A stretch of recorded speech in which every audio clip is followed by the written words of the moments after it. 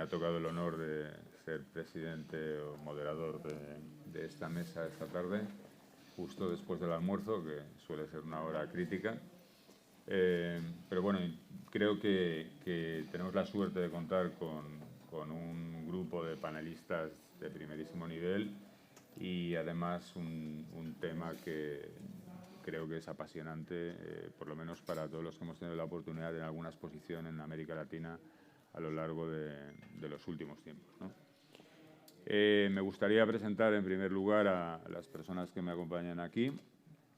Cristina Gaya. Cristina es periodista, ha trabajado en la Unión Europea, ha sido secretaria de Estado de Cooperación para Iberoamérica en Asuntos Exteriores. Exteriores. Y claramente, pues, además fue en el 2021, ¿no? Hace un par de años, con lo cual tienes una visión muy actual, además de la situación en América Latina. Beatriz Reguero, que es economista del Estado y es la jefa de operaciones en CESCE. Y bueno, hemos tenido la oportunidad de colaborar en el pasado, aunque hace ya algo de tiempo, ella es mucho más joven que yo. Y Beatriz lleva pues trabajando en crédito exterior pues durante muchísimo tiempo y claramente tiene una información valiosísima y una comprensión valiosísima de la situación en América Latina y de las oportunidades y la colaboración entre España y América Latina.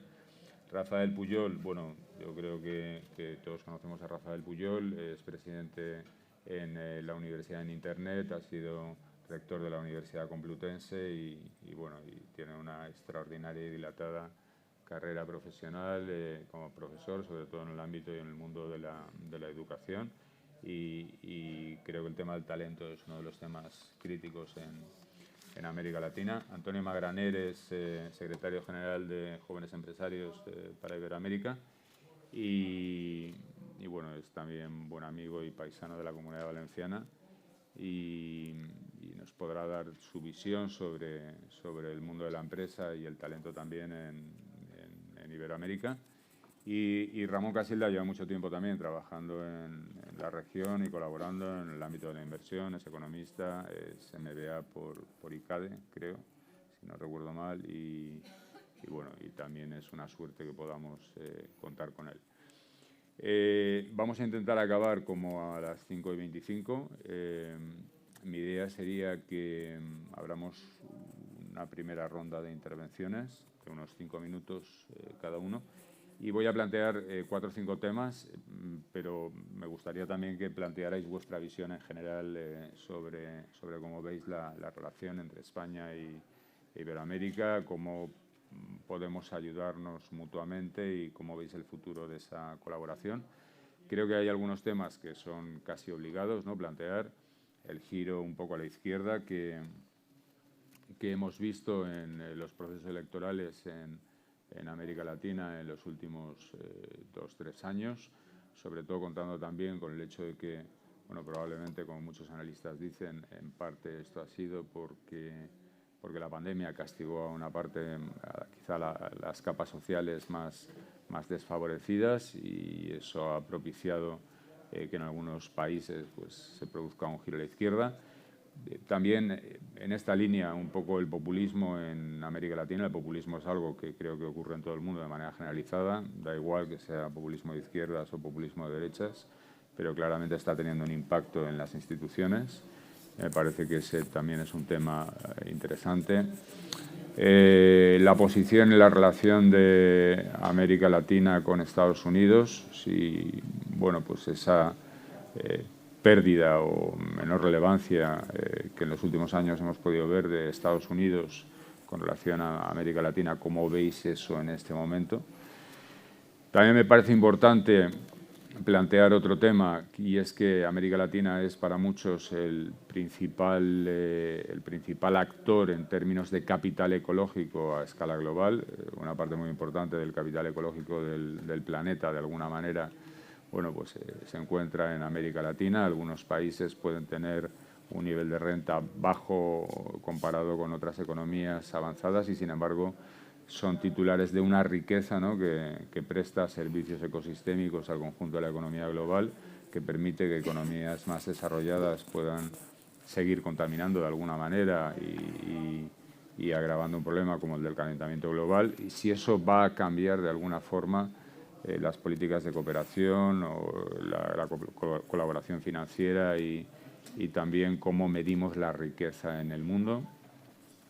Y quizá para terminar también un poco vuestra reflexión o vuestra valoración sobre cómo veis el tema del talento en América Latina. Me parece que bueno, claramente la región es una de las más dinámicas en generación de talento, pero hacemos lo suficiente por garantizar que el talento también sigue o puede contribuir y se queda pues en la región y sigue contribuyendo o es una oportunidad para contribuir al crecimiento, al desarrollo y a la prosperidad de América Latina. Bueno, planteo estas cuestiones, no es necesario que obviamente las toquéis todas, pero bueno, como primera pregunta me gustaría que nos dierais vuestra visión en general y quizá tocar alguno de estos temas. Si os parece, no sé, yo empezaría quizá por Beatriz, si no te importa. Bueno, lo bueno de ser la primera es que tengo más fácil decir algo diferente, ¿no? Bueno, muchas gracias a los organizadores por la posibilidad de estar hoy aquí en este panel sobre un tema que yo creo que es tan oportuno de discusión, ¿no? Porque yo creo que ahora mismo, yo creo que todos tenemos la sensación o siempre hemos tenido que nuestra relación con Latinoamérica es mucho mayor por afectividad o por temas culturales que lo que luego refleja la parte económica, ¿no?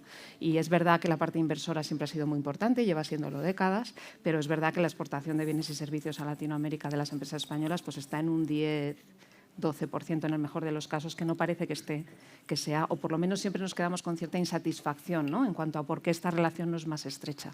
Y yo creo que esto tiene una justificación y tiene muchos temas que hay que acotar y que me gustaría, no voy a entrar en todos ellos, pero sí en un poquito esbozarlos. Pero por lo que me parece especialmente oportuno esta discusión es porque yo creo que en el contexto actual de geoestrategia o de tal como encontramos el mundo internacionalmente, esta nueva dinámica tan de bloques que nos deja un poco a los europeos, suponiendo que esa discusión entre China, Estados Unidos, el por dónde crezco y por dónde no crezco, el acortamiento de las cadenas de valor, el cómo las tengo que modificar en función de varias cosas que nos han ido pasando a lo largo de los años, pues yo creo que el área latinoamericana es un buen punto como para intentar, y por lo menos puede aprovechar ciertas oportunidades para dibujarse de nuevo en el mapa en algunas áreas y en algunos contextos en los que hasta ahora la teníamos un poco olvidada, ¿no? Pero lo que yo creo que es más importante es que este potencial de crecimiento de Latinoamérica hay que hacer varias cosas para que de verdad se produzca, ¿no? Yo creo que Latinoamérica es la eterna oportunidad perdida. Siempre estamos hablando del potencial de crecimiento del área, pero luego es verdad que es difícil que se ponga encima de la mesa y se materialice, y yo creo que aquí hay muchos elementos desde el punto de vista político y también desde el punto de vista económico que hay que tener en cuenta y que son los que están lastrando, ¿no? Y al final, sin querer entrar en un montón de detalles, al final la parte política está lastrada por un desapego de la sociedad respecto a su clase política, que es verdad que ocurre en todo el mundo, pero que en Latinoamérica igual la distancia es todavía más grande que en otras áreas, pues por una tradición, por una capacidad, una falta de capacidad de gestión por parte de algunas de las élites, etcétera. Y lo que está claro es que esa clase media que costó tanto tiempo que se forjara a lo largo de pues, probablemente finales de los 90, primeros de los 2000, pues está otra vez. Con el COVID ya le ha dado un poco la puntilla, pero era una tendencia que venía de antes, han vuelto a aparecer, han retrocedido en niveles de pobreza, en desigualdad, etcétera, ¿no? Y este es un poco el caldo de cultivo evidente para generar una sociedad perfectamente polarizada, con una impaciencia en cuanto a las gestiones de los gobiernos elevadísima, que casi no da ni tiempo a poder acometer fuertes reformas estructurales que son necesarias desde hace mucho tiempo, ¿no? Y esto es así porque el potencial de crecimiento, el crecimiento en Latinoamérica lleva mucho tiempo siendo insatisfactorio desde el punto de vista de varios de los elementos que podrían ayudarle a crecer, básicamente por una baja inversión y por una dualidad de mercado informal, etcétera, ¿no?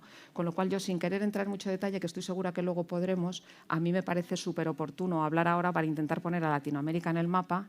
Yo creo que por parte de España, con presidencia española en el segundo semestre de este año, en el 23, es una oportunidad única para intentar, por lo menos dentro de la Unión Europea, poner el foco en este área del mundo, que yo creo que nos facilitaría mucho esta conversación multibloque en el entorno internacional, que es la que estamos acometiendo ahora. Y con todas las ventajas que puede llevar, por supuesto, para las empresas españolas, que sí que pienso y estoy convencida que tenemos ahí una relación cultural que tenemos que poder explotar en algún momento. Gracias, Beatriz. Quizá al hilo de lo que ha comentado Beatriz, Ramón, tú puedes un poco aportar tu visión, ¿no? Y también cómo ves el comportamiento del capital, si ha habido fuga de capitales en los últimos tiempos en algunos de los países, cómo ves un poco la situación y cómo podemos encajar en el nuevo contexto internacional la posición de América Latina. Muy bien. Bueno, igualmente yo deseo agradecer a los organizadores, especialmente a Aldo Cese, la invitación y la oportunidad, ¿no?, que me brinda de compartir con todos mis compañeros de mesa sobre este tema de América Latina, que la verdad que hay muchos que están aquí, que bueno, hay cosas redundantes ya, ¿no?, que, en fin, a veces una las dice y dice, bueno, ¿para qué las digo si los que están ahí ya las saben y las contrasaben, ¿no? Entonces, al hilo de lo que ha comentado Beatriz y por las sugerencias de Juan, yo en los últimos tiempos me he empeñado en fomentar algo que creo que para España es clave, y es que sigamos liderando las inversiones europeas en América Latina. ¿Por qué? Decían política de bloques. Bueno, porque antes siempre decíamos España segundo inversor mundial por detrás de Estados Unidos. Y alguien siempre me dice, oye, ¿y China? Entonces, hay uno tercero de discordia ahí en la mesa, que son las inversiones chinas, que no voy a entrar en ellas porque si no ya se me va el tiempo. Pero un dato nada más, se han hecho con el monopolio de la distribución de electricidad en Perú. Un dato. Bueno, entonces, en esta idea que yo tengo de decir, oye, hay que poner nuevamente, revitalizar las inversiones españolas en América Latina, lo que quiere decir la presencia. ¿Por qué? Pues que lamentablemente por la pandemia, por la crisis del 2008, por el contexto internacional, pero hemos dado un paso atrás. Y esto no deja de preocupar. El último paso, el penúltimo, nunca el último, ha sido Iberdrola, como sabéis, que bueno, nos deja un país tan importante, ¿no? México, ¿no?, la segunda economía latinoamericana y, curiosamente, el primer inversor en España. Ya las cosas, antes eran las inversiones en una sola dirección, íbamos para allá, ahora también vienen para acá, cosa que nos alegramos enormemente. Y México es un país que destaca con mucho como el primer inversor de España, en España, ¿no? Entonces, ¿cuál es la posición de España a nivel global, visto desde arriba, en una perspectiva amplia geoestratégica? Bueno, España tiene que ser el gran puente y el gran aproximador entre ambas regiones, Europa y América Latina. Ese es nuestro papel, ese es nuestro papel. Y si podemos hacer operaciones triangulares con nuestros amigos chinos, pues magnífico, Pero nuestro papel creo que se tiene que potenciar de esta manera, ¿no? Ser la gran bisagra, el gran puente para las inversiones de ambos continentes. Tenemos aquí una gran herramienta que muchas veces pasa desapercibida, que es la TIBEX, no nos olvidemos, es el mercado de valores latinoamericanos en euros, que está a disposición precisamente de las grandes empresas latinoamericanas que quieran cotizar en un mercado en euros como la TIBEX, ¿no? De manera que España tiene esa gran tarea por delante. No estamos en nuestro mejor momento económico, es cierto. Antes Beatriz ha dicho, falta inversión en América Latina. Claro que falta inversión. Falta interna y externa.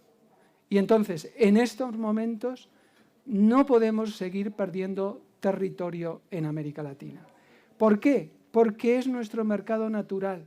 es lo que nos da presencia allí, pero a nivel global. España se ve como el gran hacedor en esa región. Y nosotros somos muy buenos gestionando servicios que son claves para las economías latinoamericanas. Entonces, podemos seguir profundizando en esta penetración empresarial y aquí habría que darle una buena pensada a lo que significaría la colaboración público-privada como palanca para seguir avanzando. Porque los chinos invierten mucho, pero estamos en una desventaja enorme. Las empresas chinas, sean públicas o sean privadas, todas tienen apoyo estatal. No solamente económico, sino cobertura incluso diplomática y política. Entonces, tenemos que hacer un gran esfuerzo. Hay que hacer una nueva política internacional hacia América Latina. El continente, como decía Beatriz, está pasando en fin, no por sus mejores momentos. No hace falta que lo diga yo, lo dicen todos los organismos internacionales. Pero no obstante, España tiene esa oportunidad ahora en el primer semestre para potenciar esa relación y hacer valer su posición como segundo inversor europeo en la cumbre próxima de CELAC con la Unión Europea, donde todos apostamos, aunque últimamente parece que se están plegando un poco las velas, porque se despeje el camino por fin para firmar el acuerdo de Mercosur. UE-Mercosur, que sería muy significativo también para revitalizar el comercio, potenciar ciertas instituciones en América Latina y Europa que tenga un papel más protagonista, que Europa también se ha quedado muy al ralentí en la región. Un territorio que, como digo, hay un tercer jugador muy importante con una visión a largo plazo y estos sí que tienen un plan que cumplen a rajatabla, el plan que tiene el tercer plan trienal para América Latina hasta el 2027, que es China. Bueno, creo que con esto podemos luego ir tejiendo más mimbres en este cesto, ¿no? Muchas gracias. Pues gracias, Ramón. Quizá Cristina, pues yo creo que Vale. Ramón ha puesto encima de la mesa muchas cosas interesantes. Sí, y yo quizá empezar por un ejemplo que de alguna manera une las dos presentaciones de los panelistas. Y el ejemplo ocurrió en, no sé si era marzo, abril del año 21. Yo era, como has dicho, secretaria de Estado para Asuntos Exteriores y también para América Latina, y era el primer viaje que después de la pandemia o durante pandemia yo pude realizar a América Latina. Hasta entonces América Latina, sabéis, había estado muy cerrada y no podíamos viajar prácticamente. Llego a Santiago de Chile. Además era un momento interesante porque acababa de tener lugar el referéndum para poder avanzar en el tema constitucional. Y me despierta una llamada de una persona de altísimo nivel, no voy a decir quién, de Naturgy, para avisarme que ese mismo momento estaban preparando un anuncio de la retirada de Naturgy de Chile. Naturgy en ese momento estaba gestionando el downstream el retail de la energía en numerosos hogares de una parte importante del país. ¿Y a quién vendían? Por valor de 3.000 o 4.000 millones. Pues a una empresa china. Claro, tuvo la cortesía de avisar, porque eso se hizo público lógicamente aquí, en la bolsa y en la bolsa de allí. Y yo en ese momento me estaba preparando para ir a ver al ministro de Asuntos Exteriores, que precisamente es en este momento actualmente el secretario general de la CEGIP, y le pregunté, ministro, vengo con esta información, entiendo que ustedes también, porque el gobierno de alguna manera había participado en la preparación de la operación. Bueno, realmente es una necesidad volver a América Latina en sectores tan clave como el energético, porque hemos ido perdiendo terreno, en algunos casos las propias empresas se han ido retirando, después del gran despliegue de los años 80, de la grandísima y fuerte institucionalización que se hizo de nuestras relaciones basada primero en la presencia económica, entre el declive económico de la región y nuestras empresas que han preferido hacer caja en algunos casos, pues ha habido una retirada. Por tanto, primer punto, necesidad de volver. Lo que pasa, que como es normal y es lógico, ¿cómo hay que volver? Hay que volver, hay que recuperar acompañados. Acompañados de varias cosas. Acompañados de estructuras, procesos, acuerdos de la Unión Europea, lo que ha comentado aquí Ramón, el tema de la cumbre de la OECELAC, si se puede avanzar en algunos acuerdos, podemos hablar después, acompañados de inversiones de la Unión Europea, sabéis el Global Gateway, que será una de las decisiones que se tomará en la cumbre de la CELAC, ver cuánto dinero los países pueden poner de la Unión para ir acompañados. Hay que ir acompañados también de determinación de estos países de América Latina de enfocar un crecimiento económico inclusivo, acompañado también de reformas fiscales profundas, y seguido de un encaje de desarrollo socioeconómico fundamentalmente digital, fundamentalmente relacionado, tú hablabas de los temas medioambientales, importantísimo, es una región que sufre muchísimo el impacto del cambio climático, aunque no ha contribuido a la carbonización y a la situación actual. Y hay que ir acompañados, sin ninguna duda, de unas relaciones mucho más equilibradas de las que hemos tenido. Me gusta mucho lo de las inversiones en doble vía. Estos días vemos que el presidente de Brasil pide inversiones de España para Brasil, que además es uno de los espacios más seguros de inversión, y la presidenta española es espectacular, pero a su vez nosotros tenemos que admitir inversiones, lógicamente, de Brasil aquí, y esa relación mucho más equilibrada. Por tanto, necesidad y oportunidad, creo que probablemente estemos ante un momento donde podemos hacer posible lo de la eterna oportunidad de verdad si tenemos estos acompañamientos europeos, acompañamientos de institucionalización política, acompañamientos de compromisos de los países iberoamericanos, latinoamericanos, de proceder a unos procesos de desarrollo mucho más inclusivos y sobre todo en las palancas donde realmente están las grandes transformaciones, todo el proceso de digitalización, etc. ¿Cuál es el tema clave aquí? Que probablemente es el siguiente tema que tú has comentado, es el tema del capital humano. ¿Cómo nos enfocamos a contribuir a desarrollar el capital humano de estos países que se necesita para poder acometer esta llegada de una nueva ola de presencia internacional? Cierro muy brevemente con la disputa geoestratégica China, Europa, Estados Unidos en América Latina. Está claro que jugamos en desventaja, pero creo que debemos de transformar la desventaja en una ventaja.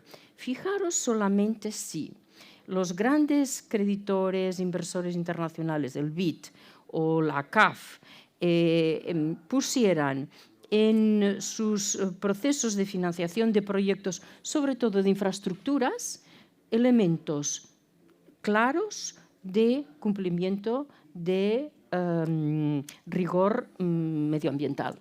Probablemente algunas inversiones no se podrían producir. ¿Por qué no somos capaces de pedir a estos grandes inversores que tengan en cuenta estos? Porque luego está claro que las inversiones de China pues, no estarían entrando de la manera que están entrando, que a nosotros nos parece bueno, pues que no deberían, ¿no? Cierro aquí. Gracias. Pues yo creo que con el tema del talento que ha apuntado Cristina, si os parece, quizá Rafa y luego Antonio, y luego abriré quizá otra ronda con una reflexión más general, ¿no? que me parece que también es muy importante, y es esa diferencia, ¿no? entre China, que puede tener una visión a largo plazo de cómo hacer las cosas, mejor o peor, pero tiene una visión a largo plazo, ¿no? Y cómo, bueno, pues la política en Europa, en Estados Unidos, no tiene siempre esa visión y esa disciplina, ¿no?, a la hora de desarrollar una agenda. Pero vamos al talento primero. Muy bien, pues muchas gracias, Juan. Y también un saludo y un agradecimiento a los organizadores. Bueno, yo presido UNIR ahora, que es la Universidad 100% Internet, y probablemente estoy aquí como consecuencia de nuestra presencia en América Latina. Tenemos universidades, además de en España, en México, en Colombia, en Perú, en Ecuador, en Guatemala, una pequeña en Estados Unidos, y probablemente vamos a seguir creciendo. Por otro lado, yo me dedico profesionalmente a la demografía, y cuando se habla de recursos humanos y cuando se habla de talento, pues lógicamente se tocan los dos temas en los que yo estoy trabajando de una manera más directa y desde hace bastantes años. América Latina está experimentando una profunda transformación demográfica, como todos sabemos. Tiene niveles ya muy bajos de mortalidad, pero tiene una natalidad decreciente de tal manera que son ya muchos los países que no renuevan generaciones, que tienen tasas por debajo de los 2 hijos, de los 2.1 hijos por mujer. Tienen niveles todavía bajísimos de envejecimiento y eso sí, tienen una pérdida de talento importante. Hay una clara fuga de cerebros desde muchos países hacia el exterior. Quizás en estas 4 características se pueden sintetizar los aspectos básicos de la evolución demográfica reciente de estas sociedades, ¿no? Desde el punto de vista de la formación del talento, yo conozco el ámbito universitario, conozco peor otros ámbitos educativos y por lo tanto me van a permitir que hable de este nivel. América Latina está experimentando un crecimiento verdaderamente espectacular en el número de estudiantes universitarios. Está en estos momentos en unos 32 millones. Se prevé que en el año 2040 lleguen a 45 y que en el 2030 lleguen a 45 y en el 2040 lleguen a 66 millones. Por lo tanto, se va a producir el doblamiento del número de estudiantes universitarios que va a tener el conjunto de la región. Este crecimiento ha deparado el crecimiento de las instituciones educativas. Hoy se contabilizan en torno a las 4.000 universidades, que podemos llamar universidades, con 2 características. La primera de ellas es que no todas tienen la calidad suficiente. Todos hemos oído hablar de las universidades patito, de aquellas que están casi en un garaje. Bueno, en un garaje creó Jobs, Apple, ¿no? Pero desgraciadamente no es tan frecuente en otros contextos, ¿no?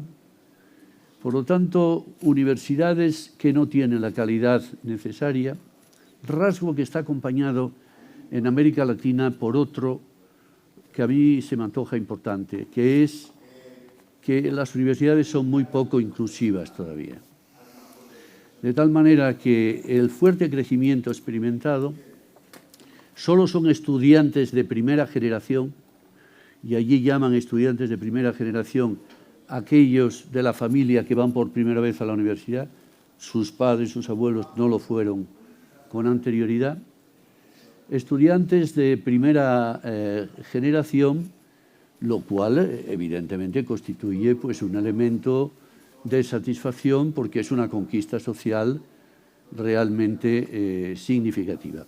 Pero todavía son pocos, porque prácticamente el 70% de los estudiantes que ingresan hoy en las universidades son de clases económicamente como más acomodadas, ¿no? Por lo tanto, fuerte crecimiento de la demanda, pero sin embargo, 2 problemas paralelos, el de la falta de calidad y el de la falta de inclusividad, ¿no? Este es un poquito el panorama que está acompañado por otro proceso que a mí me parece igualmente importante, y es que en ese crecimiento el 20% ha sido debido a enseñanzas presenciales y en el 80% restante a enseñanzas virtuales. Esto es importante. En América Latina está entrando la enseñanza virtual, que va a ser la única con ese fortísimo crecimiento que va a ser capaz de satisfacer la fuerte demanda que en estos momentos tiene el sistema universitario. No va a ser posible crear tantas universidades presenciales como lo que van a exigir esos 45 millones e incluso 60 y tantos millones en un horizonte no tan lejano. ¿Qué hacer ante esta situación? ¿Cuál es el papel que tiene que jugar España? No sé si llevo ya 5 minutos y a lo mejor lo dejo para una... Bueno, ¿qué tendría que hacer España para colaborar en este proceso de atención a una demanda tan fuerte? Bueno, yo creo que podemos aumentar la enseñanza de grados y de máster. Yo ayer firmaba un convenio con un rector ecuatoriano para desarrollar como doble titulación pues un máster en temas de, fíjense, de ciberseguridad, ¿no? Pues evidentemente tiene en estos momentos mucha demanda. Yo creo que podemos ayudarles también, colaborar con ellos a los procesos de digitalización que alcanzan todavía niveles bastante moderados. Nuestra universidad tiene cursos diseñados para enseñar al profesorado en la adquisición de herramientas y de recursos pedagógicos adecuados para el desarrollo de una enseñanza virtual. También podemos ayudarles, creo yo, en la formación de doctores, porque tienen un gran déficit. En mi etapa de la Complutense eran infinidad los cursos que dábamos allá para la formación de doctores, ¿no? En muchos países, ciertamente. También podemos ayudarles en lo que llamaríamos la cultura de la investigación, en mejorar sus sistemas de calidad, porque es una de las grandes demandas, en trasladarles buenas prácticas para la gestión, en actividades de eso que llamamos extensión universitaria, que llega en definitiva a muchas componentes de la sociedad y que constituye una manifestación de lo que a veces llamamos la dimensión social de las universidades. Y por último, en algo que se está convirtiendo cada vez más en una exigencia ineludible en cualquier parte, que es la formación continua. Nosotros, que a través de los títulos propios venimos desarrollando ya muchos productos de formación continua, allí, por el contrario, eso todavía tiene una gran escasez de oferta y, por el contrario, una gran demanda. Bueno, aquí lo dejo por el momento. Bueno, pues Beatriz decía que la suerte de ser el primero es que todo lo que vas a decir es nuevo. Yo la verdad que todo lo que iba a decir lo habéis dicho, entonces voy a regenerar un poco mi discurso y antes que nada, aprovechando también un poco lo que había comentado Ramón de la importancia o de cómo está penetrando China en el mercado latinoamericano, también contar una curiosidad respecto a Perú. Las grandes infraestructuras de Perú, por ejemplo, las ha hecho y el control ya lo tiene China, pero cuando hablamos de las grandes infraestructuras, por ejemplo, son los grandes puertos de entrada o los grandes aeropuertos. O sea, no controla las aduanas, pero sí que controla los pasajeros y las mercancías que llegan al país, por lo cual tiene prácticamente el control del país. Y luego, si queréis, incidiremos un poco en eso. Como ya Paco Umbral, no he venido para hablar de mi libro, pero sí que voy a contar un poquito mi libro para que sepáis qué es FIGE y qué es CEAGE. Soy Antonio Magraner, soy secretario general de la Federación Iberoamericana de Jóvenes Empresarios y vicepresidente de CEAGE, que es la Confederación Española de Jóvenes Empresarios.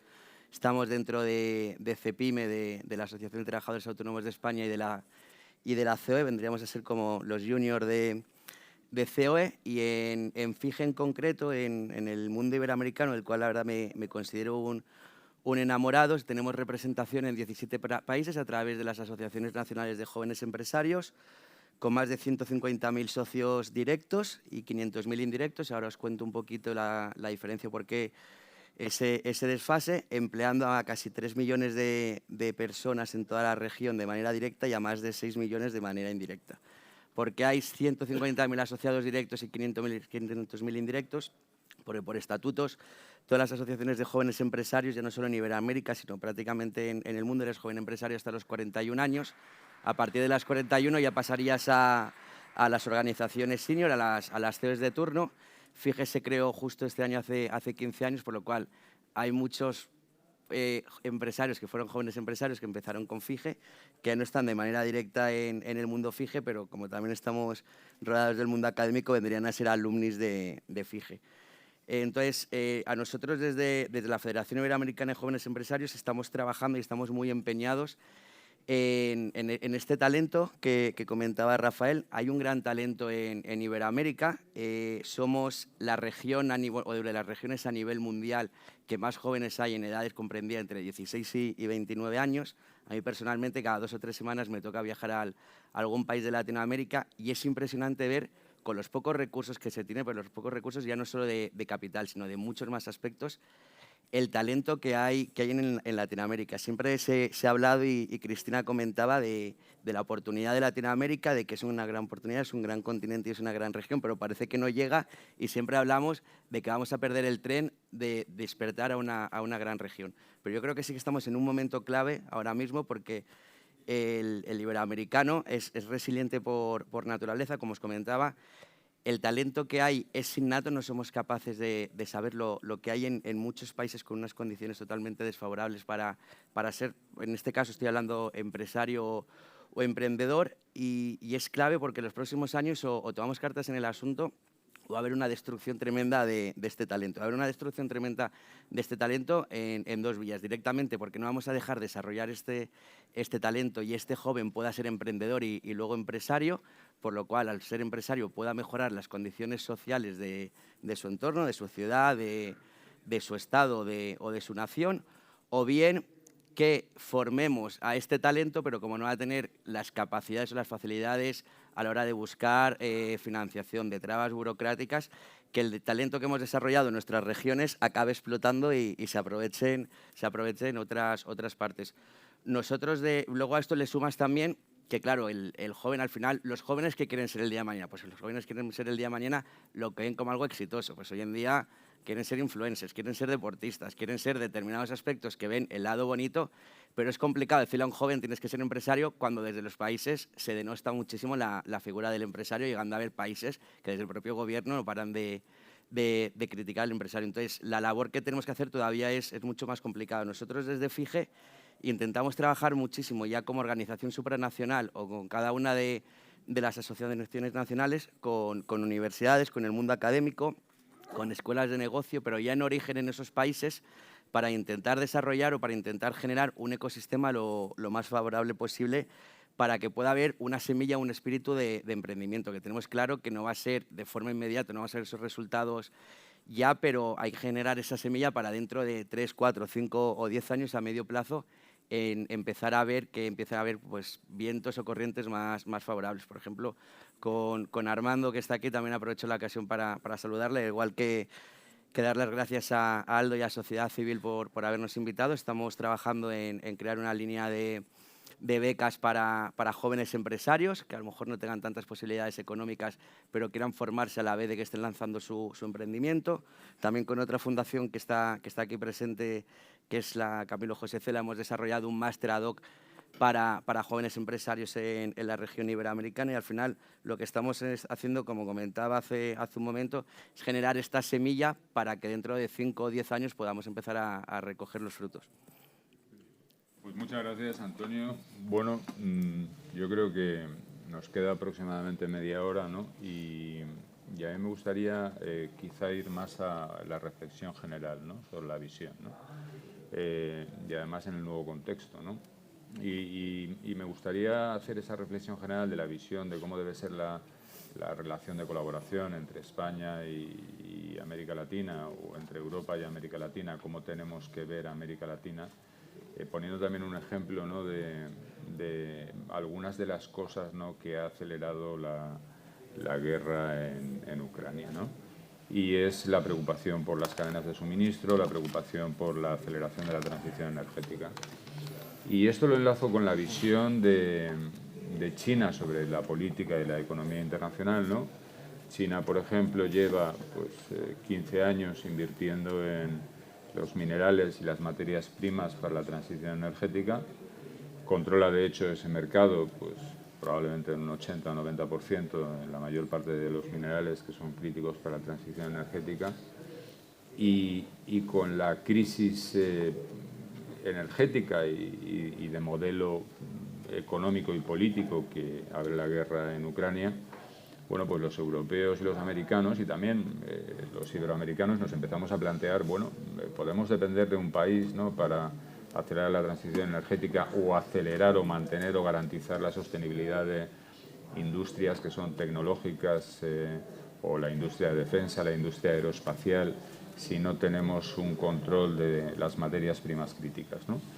Y sin embargo, China ha tenido esa visión en los últimos 15 años y ha sido capaz de desarrollar una hoja de ruta en África, desarrollar una hoja de ruta en América Latina, y aquí tampoco planteo esto desde un punto de vista crítico, me parece que es un hecho, ¿no? Igual que ha sido capaz de aprovechar las oportunidades de la globalización de una manera clara, ¿no?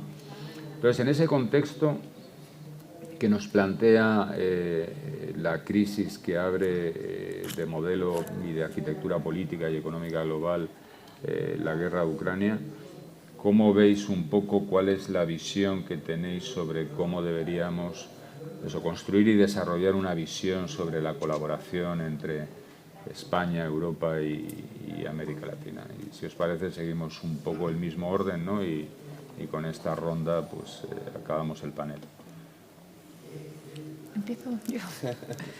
A ver, yo creo que no podemos pretender ser China, no somos China y de hecho yo creo que no queremos ser China y yo creo que tampoco podemos aquí magnificar, o sea, yo creo que es verdad que las autocracias y los gobiernos dictadores como China son súper eficientes, ¿no?, en sus estrategias, porque es una estrategia planeada, definida y aplicada directamente y ahí nadie cuestiona nada, ¿no? Con lo cual yo creo que eso es así y por lo tanto es muy efectiva. Pero como no estamos ahí, yo creo que no queremos estar ahí porque eso tiene otras implicaciones desde el punto de vista de modelo social en el que no queremos estar.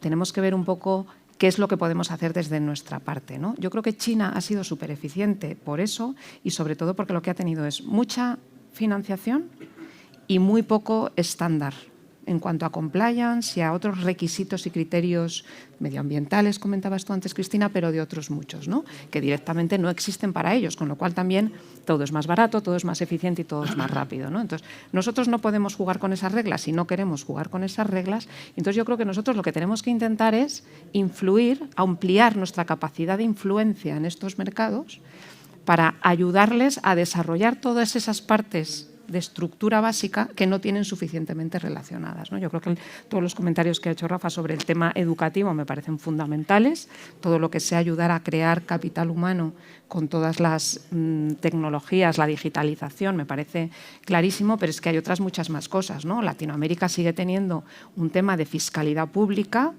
hacías tu referencia también, con unos sistemas fiscales absolutamente asimétricos y cero eficientes. Bueno, pues habrá que utilizar nuestra capacidad de influencia para que ellos generen todo ese clima de negocios que haga que crezca la inversión. Y yo creo que nosotros como Estado, como Gobierno, no vamos a ser capaces de hacer lo mismo, porque luego son las empresas las que toman sus propias decisiones y los empresarios, ¿no? Pero sí que tenemos que ayudar, y yo creo que eso sí que es un foco que es perfectamente posible, a defender nuestro modelo y a generar y mejorar todas esas cosas puntuales que tienen, que yo desde luego pensaría claramente en un tema de gestión pública, de fiscalidad, de sistemas de pensiones públicas que de nuevo no sean asimétricos, que sean lo más amplios posibles, pero financieramente sostenibles, que no dependan de una forma tan directa de materias primas como ocurre en un número muy importante de esos países y que por lo tanto que diversifiquen el sistema productivo, que ayudes a desarrollar un entramado institucional y de seguridad jurídica que sea aceptable para el resto, que la burocracia en países como Brasil se reduzca en parte. Quiero decir que al final las decisiones empresariales, nosotros, por ejemplo, desde CESTE es sorprendente, pero Latinoamérica en nuestra cartera pesa muy poco. Y pesa muy poco porque es verdad que son mercados que muchos de ellos tienen mercados financieros muy fluidos y nosotros no somos necesarios como instrumento, y eso está bien, pero también es cierto que es que hay operaciones que las propias empresas no hacen. Y luego, por otro lado, y este es mi último comentario en esta vuelta, es verdad que hay veces que hablamos de la influencia como Estado, pero al final, aunque haya mucho ruido político en algunos sectores, y estoy pensando en México, por ejemplo, ¿no? Durante los últimos años, durante el gobierno de AMLO, ha habido mucho ruido en sectores muy sensibles y con empresas muy concretas. Pero lo cierto es que las empresas españolas están absolutamente involucradas en la economía mexicana y siguen operando con muy buena experiencia y en muchísimos sectores, ¿no? Por lo tanto, yo creo que también la vida de la empresa va un poco fuera del ruido político tan súper concreto, ¿no? Y por lo tanto yo creo que lo que debiéramos hacer como gobierno es, y a través de la Unión Europea, utilizar toda nuestra capacidad de influencia para promover en estos países un modelo de sociedad y un modelo económico que al final es el que encaja con nuestro propio punto de vista, ¿no? Bueno, como hemos visto, se han puesto muchas cosas en la coctelera, ¿no? O sea y claro, todas no pueden salir, hay que ordenarlas, ¿no? Y entonces, desde una visión estratégica como país, yo hablo como España, por extensión pienso en la Unión Europea, pero yo pienso como país, ¿vale? Entonces, tenemos que ser conscientes que somos una economía mediana, que tenemos el 10% del PIB invertido en América Latina, que no es poco, más de 130.000 millones de euros, tuvimos más de 160.000 millones en la época dorada.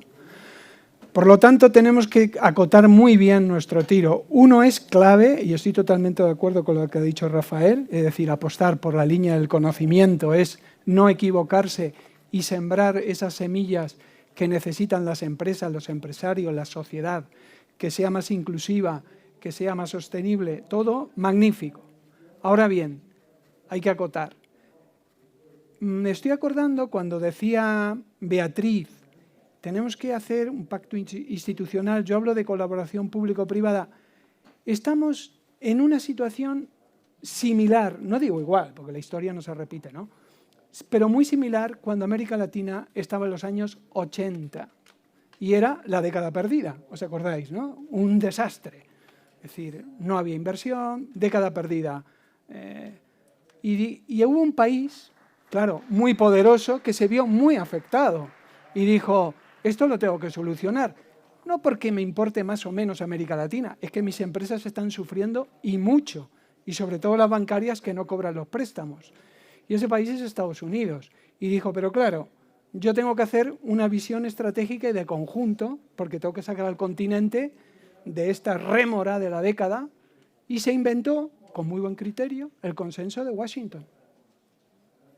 Y dijo, señores, aquí no va solo de economía, va de economía, va de comercio, va de liberalización, va de seguridad jurídica, va de pobreza, es decir, y se hicieron 10 puntos. Y entonces le dijeron a los latinoamericanos, señores, aquí están los 10 puntos, no son obligatorios, son libres, pero claro, si ustedes quieren, esta es la derivada, ¿no? En toda medida política siempre hay derivada o letra pequeña, como queráis llamarle. Si ustedes quieren, no los apliquen. Si los quieren aplicar, pues tendrán el apoyo de las multilaterales. Léase FMI, Banco Mundial y BID. Nosotros como España queremos tener el apoyo a las multilaterales. ¿Qué peso tenemos en las multilaterales? No nos olvidemos, las multilaterales la forman los gobiernos, como una junta de accionistas, hay un porcentaje y el mayoritario es Estados Unidos, hablan todas. Es decir, ¿qué peso tenemos? Podemos decir, oye, mayor seguridad jurídica. Y dicen, sí, muy bien. A votación. ¿Qué peso tienes? Bueno, lo dejo ahí. Entonces, lo único que puede hacer la Unión Europea como potencia, emulando a Estados Unidos, pues es inventarse, no sé, el consenso europeo.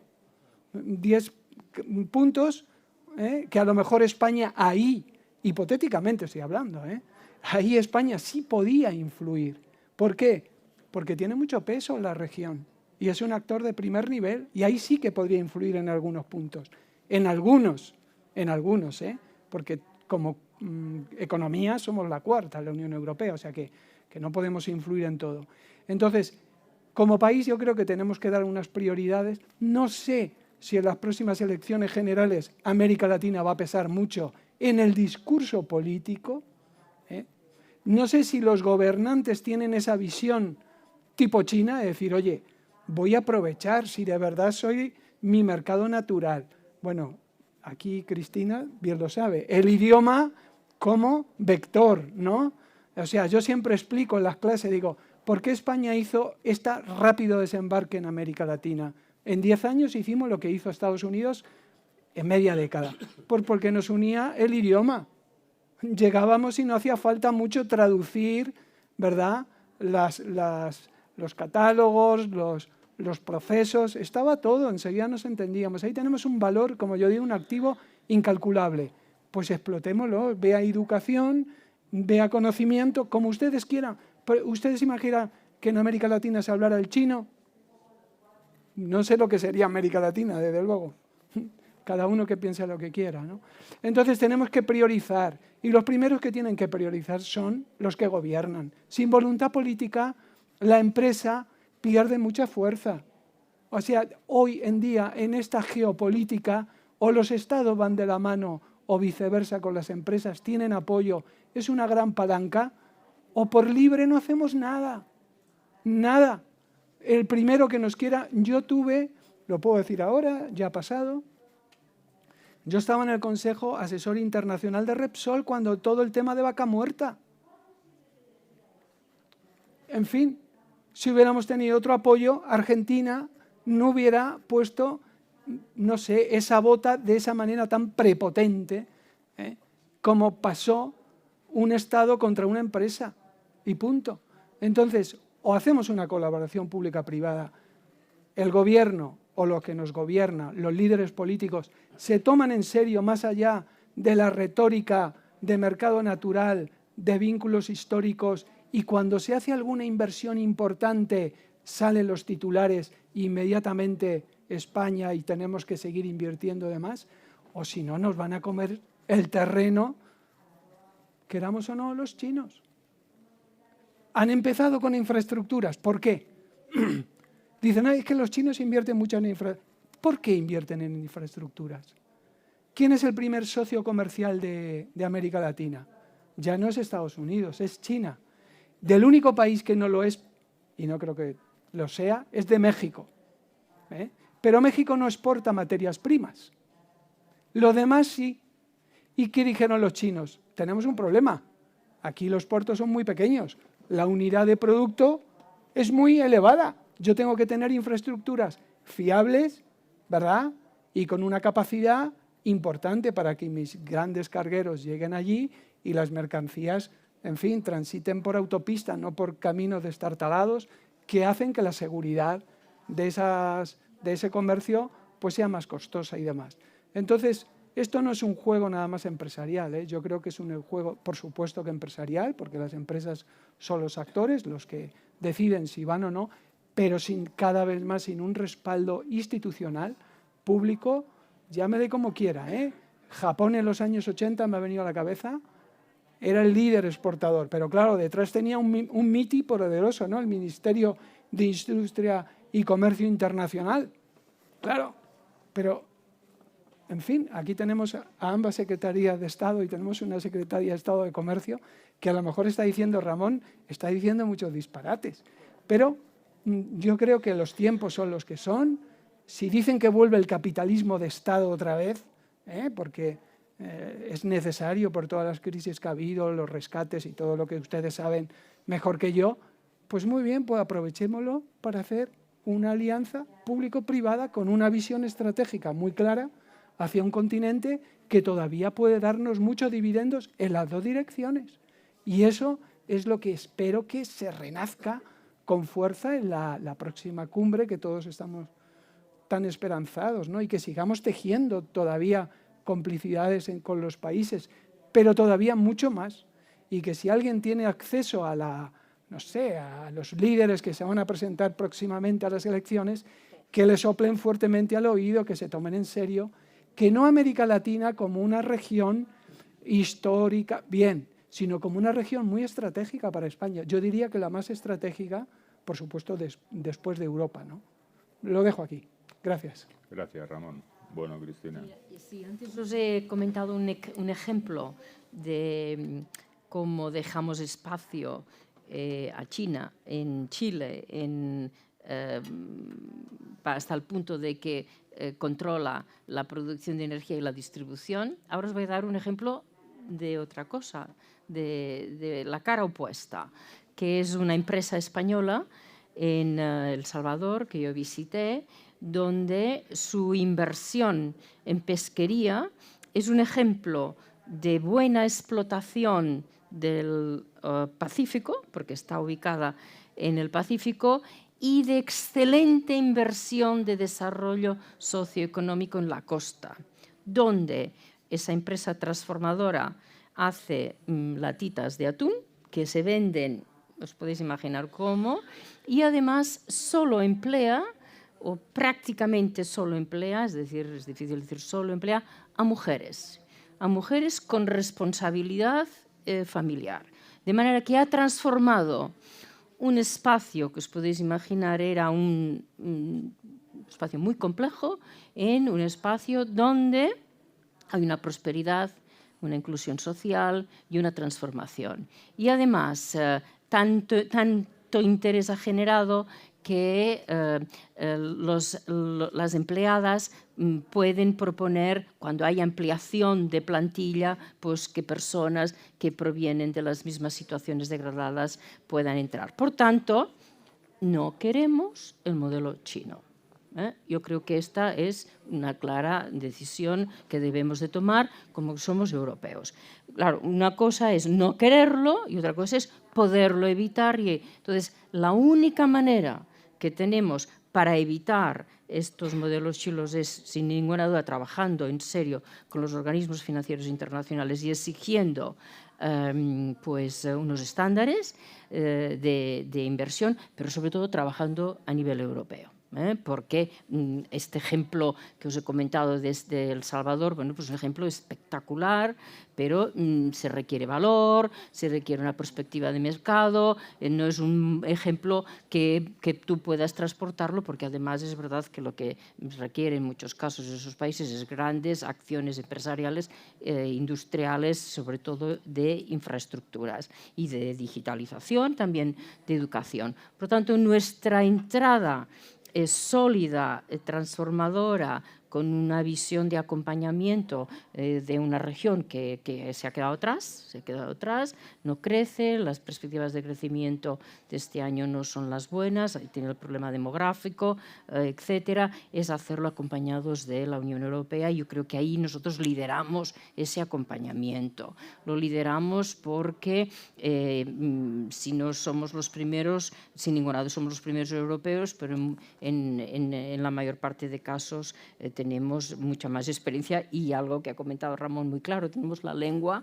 Por tanto, fundamental aprovechar la necesidad, la oportunidad que nos brinda además una coyuntura específica. Ha habido cambios de gobiernos en muchos países, por tanto la región, que también se ha infligido mucho daño en una situación de confrontación entre los países. No es fácil ver posiciones unidas de todos los países. Ahora probablemente estamos más en un sector político que vemos más unidad con algunos países un poquitín más discos, y es verdad que tenemos problemas de democracia, como mínimo en tres países no poco importantes para nosotros, y grandes inestabilidades. El primer punto, trabajar muchísimo nuestro modelo, que no debe de ser, debemos de ver claro cómo es con Europa.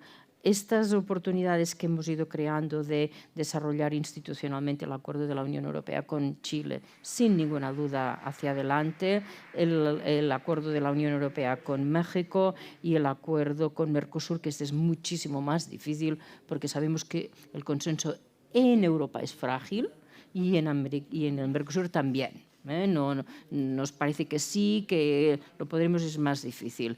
Y por último, en ese diseño de acción público-privada, creo que queda muy claro lo que puede pasar ahora, y es, vosotros sabéis, ¿no?, que a estos acuerdos políticos se les está añadiendo, pues como he mencionado antes, el Global Gateway, que son inversiones privadas y públicas en América Latina que se van a voluntariar en la cumbre de la CELAC y que sí que pueden ser un game changer, ¿no?, un cambio de perspectiva. Por tanto, creo que es difícil. Es difícil porque hemos pasado, cada década pasada ha sido una década con respecto a América Latina de altos y bajos, y ahora hemos llegado a un punto relativamente bajo, muy bajo con respecto al crecimiento, bajo con respecto a población, bajo con respecto a inversiones, pero que en todo caso todo lo bueno está por llegar, ¿no? Yo veo que las oportunidades sí están bastante claras y creo que nos queda trabajarlas, sin ninguna duda. Pues gracias, Cristina. Rafa. Muy bien. Vamos a ver, yo no es que me declare pro-chino, pero yo creo que han hecho una cosa muy bien en el ámbito de la formación, ¿no? Y es que han hecho una apuesta muy decidida, tanto en el interior del país como enviando a cientos de miles de estudiantes a formarse en las mejores universidades del mundo, ¿no? Yo, en una asignatura que se llamaba Fundamentos de Demografía, pues la tuve llena de chinos. El único problema de los chinos es que no sabían una palabra de español y muy poco inglés, con lo cual resultaba muy difícil. Pero, en fin, que no empañe esta circunstancia el hecho de la apuesta claramente decidida por la formación que esta gente ha llevado a cabo, ¿no? Ya pasando a otro orden de cosas, antes traté de decir en qué podemos colaborar con América Latina en el ámbito de la formación, de los recursos humanos, ¿no? Y ahora, ¿qué debemos de hacer para que esa colaboración resulte eficaz, ¿no? A mí se me ocurren 6 ideas muy breves. La primera es que debemos de concebir esta presencia nuestra, sea presencial o sea virtual, en América Latina, desde el punto de vista de la colaboración bi o multilateral, porque ir de otra forma sufre un gran rechazo. Allí no se puede ir a terreno conquistado, aquí estamos los más listos, que les venimos a enseñar a ustedes lo que no saben, ¿no? No, eso no se puede hacer así. En segundo lugar, tenemos que ir con productos de calidad. Yo he visto cómo una universidad española, evidentemente no voy a citar su nombre, llegaba allí con unos productos de una calidad francamente baja, y eso comprobé que nos afectaba negativamente a todo el sistema universitario. Por lo tanto, hay que controlar que lo que llevemos en el ámbito de la formación sean productos de calidad, ¿no? En tercer lugar, yo creo que es necesario también ofrecer una buena política de becas, porque hay gente muy necesitada, hay gente a la que podemos ayudar. La inclusividad, decía, tiene grandes limitaciones, y yo creo que podemos contribuir a remediar modestamente esa problemática. Me acuerdo que desde mi etapa de rector de la Complutense se venía hablando de la creación de un Erasmus latinoamericano, ¿no? Y todavía no lo hemos visto, desgraciadamente. No hay, sí, eso, Erasmus Mundus y tal, pero vamos, un Erasmus específico entre universidades españolas y europeas, por supuesto, y iberoamericanas, yo creo que sería una bonita idea, ¿no? En cuarto lugar, yo creo que tenemos que mejorar el acceso de estudiantes a nuestro sistema.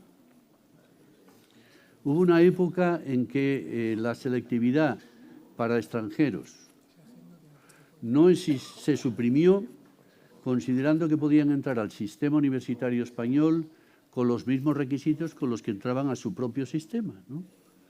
Y sin embargo ahora hemos vuelto a resucitar la selectividad para extranjeros, ¿no?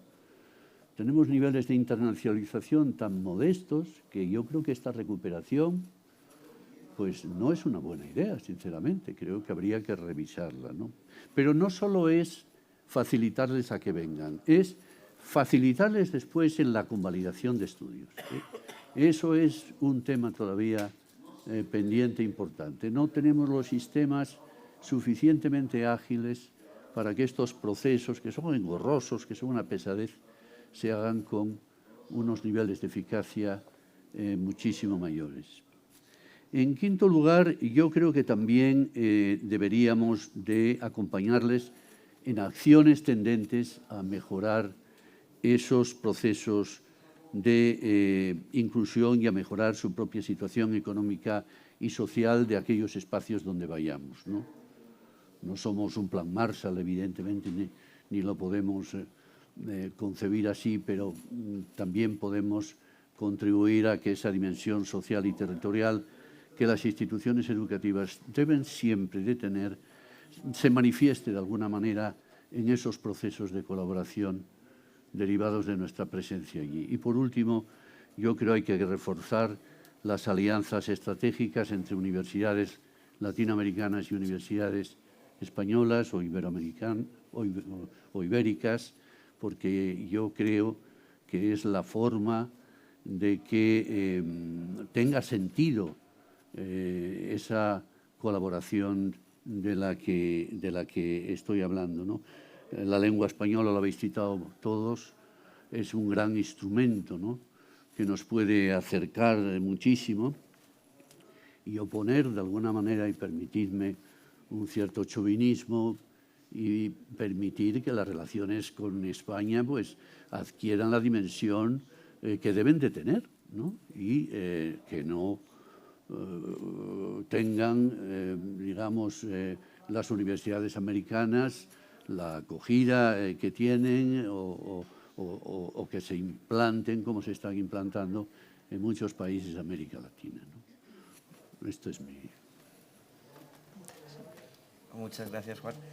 Pues yo también voy a ser breve, que habías dicho que acabásemos un poquito antes de las 5:30 y un poco repitiéndome a lo que se ha dicho. Efectivamente, yo creo que no queremos ser China ni somos China. Me ha encantado el caso que ha dicho Cristina, que demuestra también mucho lo que significa la empresa o el empresario de hoy en día, que al final la empresa obviamente no es una ONG.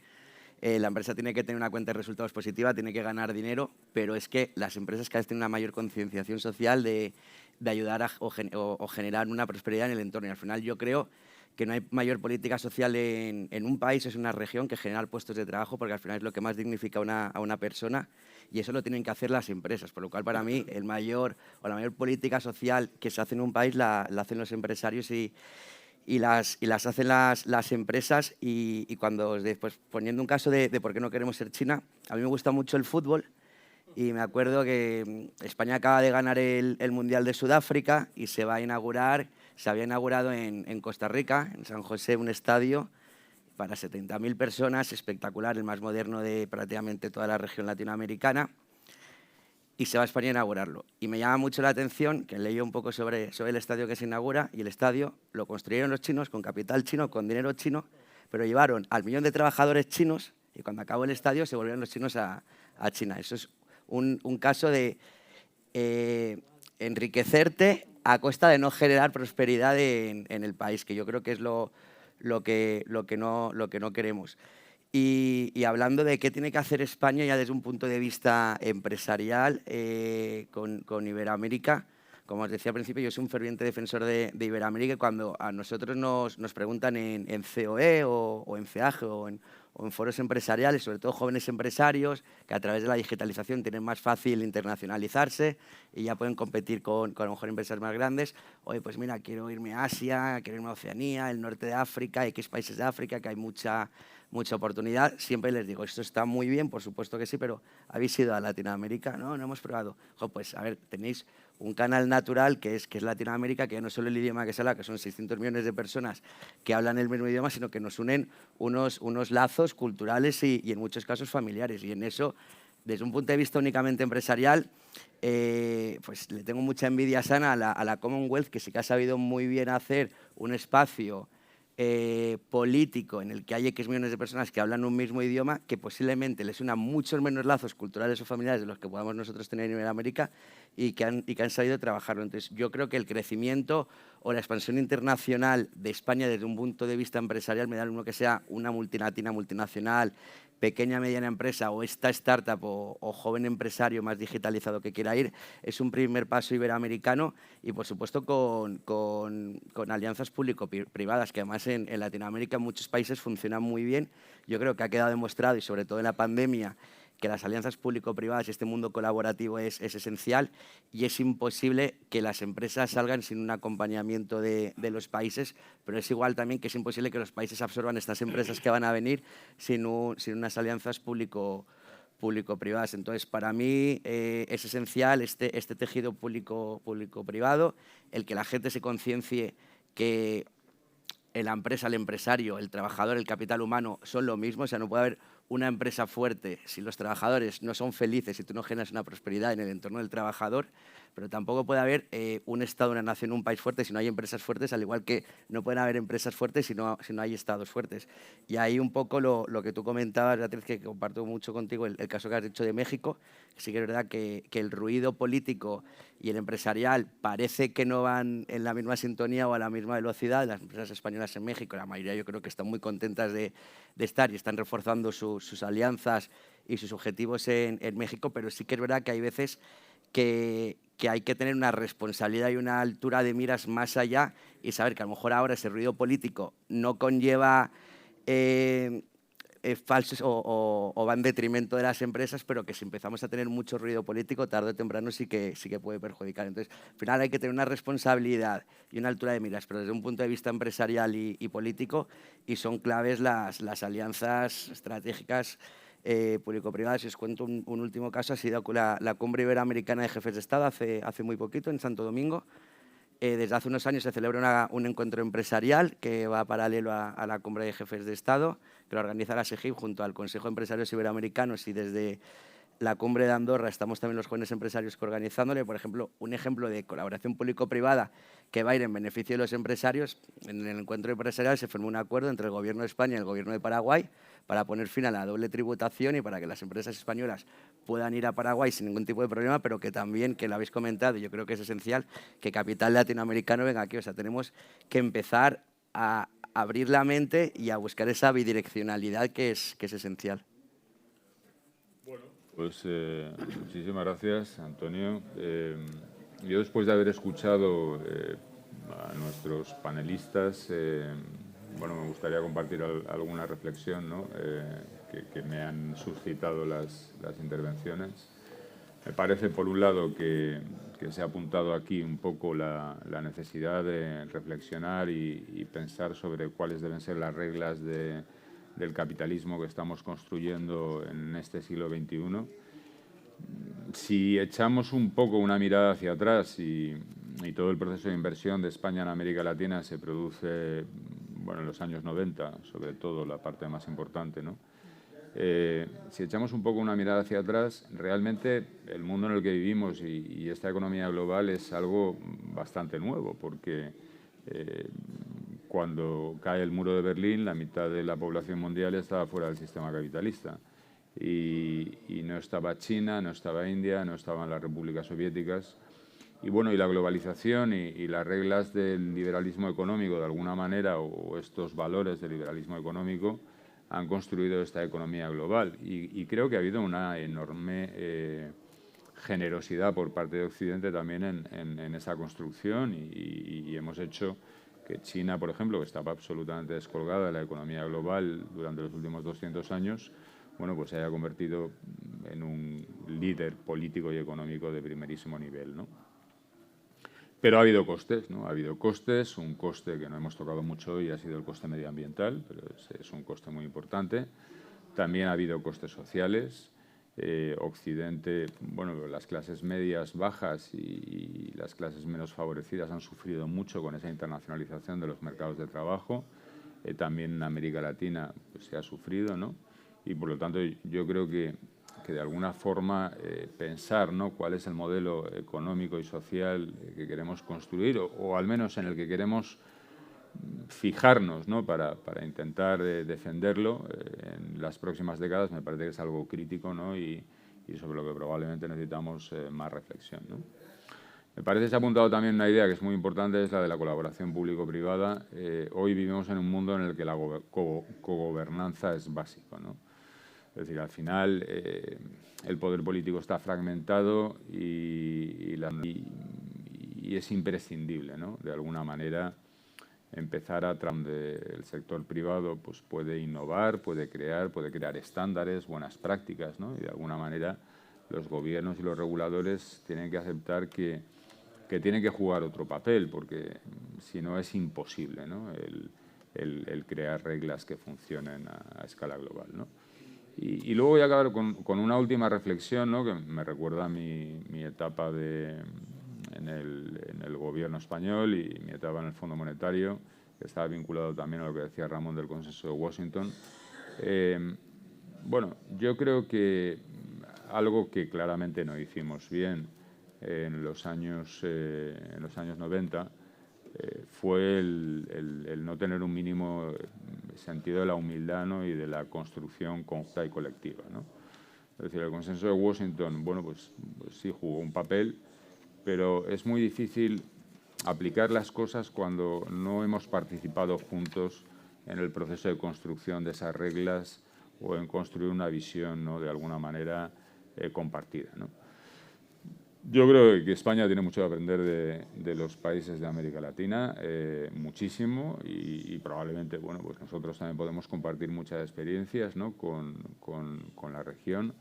Creo que hoy hay una comunidad iberoamericana que es muy activa y con una visión y una capacidad de dinamizar las relaciones extraordinaria, ¿no?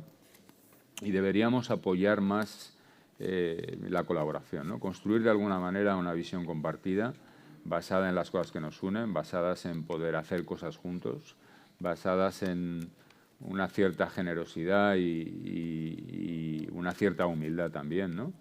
Y creo que eso sería básico, ¿no? Y claramente el mundo de la formación y de la educación es un pilar, ¿no? De conocimiento y de construcción de capital social extraordinario, ¿no? Y ahí deberíamos jugar un papel de colaboración importante, ¿no? Y bueno, y para acabar, solo darle las gracias a Cristina, a Beatriz, a Rafa, a Antonio y a Ramón. Y bueno, y a vosotros pediros un aplauso súper fuerte, porque en el panel de al lado han estado aplaudiendo todo el rato y aquí no hemos aplaudido. Bueno, muchas gracias.